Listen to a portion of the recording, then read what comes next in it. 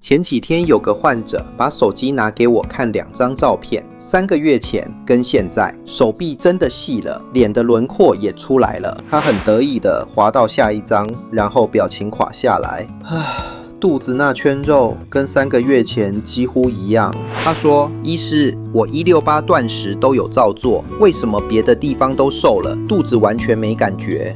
我跟他說，你的身體其實把脂肪分成2種賬戶在管，你目前只解鎖了其中一種。今天這支影片，我把168斷食和一日一餐放在一起講清楚，哪一種才真的能碰到內臟脂肪？還有一個，大部分斷食內容都不會提醒你的風險。皮下脂肪是你的活期存款，身體隨時能領出來用，沒有限制。內臟脂肪是身體留着應急用的定期存款。銀行有個規矩，沒撐過約定的時間，就是不讓你提前解約。就算你很想動用它，大腦也不會輕易點頭。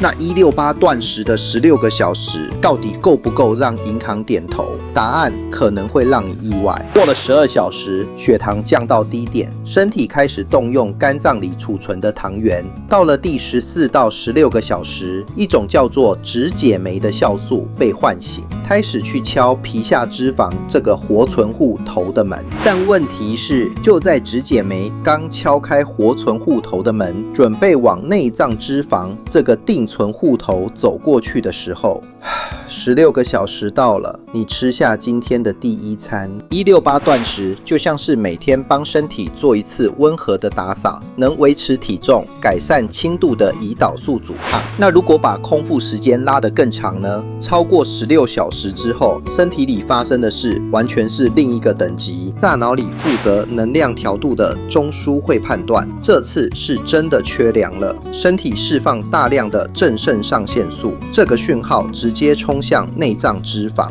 因為內臟脂肪細胞表面的受體密度比皮下脂肪高很多，對這個訊號特別敏感。定存戶頭這次真的被打開了，脂肪大量釋放出來，送到肝臟轉化成酮體。這就是168和 OMAD 最大的差別。168通常只碰得到活存， OMAD 衝過那個臨界點之後，才有機會真正動用定存。迷思1：168搭配生酮飲食，是不是就能達到跟 OMAD 一樣的效果？不完全是，就算你不吃碳水，只要你有進食，哪怕是蛋白質和脂肪，腸胃還是會啟動消化，還是會刺激微量的胰島素分泌。內臟脂肪細胞上有一種對進食訊號很敏感的剎車機制，只要短時間內頻繁進食，這個剎車就會鎖住脂肪細胞，不讓它輕易釋放。迷思2：餓太久會不會連肌肉和內臟器官都一起燒掉？這個順序其實相反，身體在長時間空腹時會分泌生長激素來保護你的肌肉和器官。生長激素在空腹狀態下會明顯上升，只要你肚子上還有多餘的脂肪，身體不會傻到先拆自己的梁柱。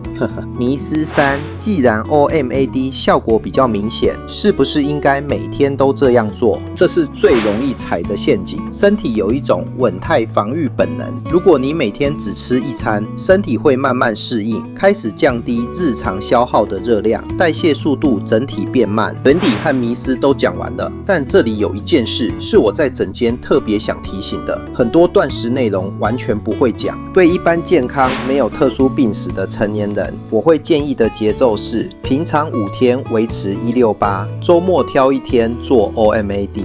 但是 OMAD 這種長時間空腹不是每個人都適合。第一種，糖尿病，尤其正在使用胰島素的人，空腹超過20小時，低血糖的風險很高，不建議貿然嘗試。第二種，有嚴重胃潰瘍或慢性胃炎的人，長時間空腹，胃酸沒有食物中和，容易讓胃部不舒服加劇。第三種，孕婦和哺乳期，這個階段不該用犧牲能量攝取的方式去減脂。還有第4種，我自己在臨床上特別在意的，有痛風病史或者尿酸偏高的人。長時間斷食之後，身體會轉向燃燒脂肪，產生大量酮體。酮體和尿酸剛好要走同一條腎臟的排出通道，酮體一多，尿酸的排出就會被卡住，血液裡的尿酸濃度反而上升。這正是誘發痛風急性發作的常見情境。如果你有痛風病史，我不建議你貿然嘗試 OMAD 這種長時間斷食。